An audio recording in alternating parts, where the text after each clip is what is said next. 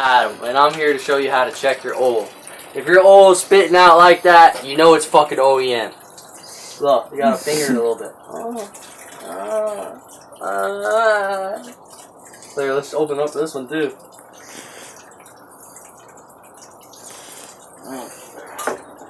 That one's to my clutch.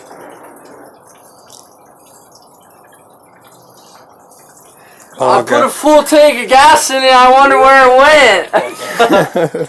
Look at that big ass oil pan this bitch has on the bottom of it. Man, dude, this shit is getting all over the garage though. Your dad's gonna be pissed. Give me another one. Give me that little shitty bucket right there. Give me that shitty bucket. Fine.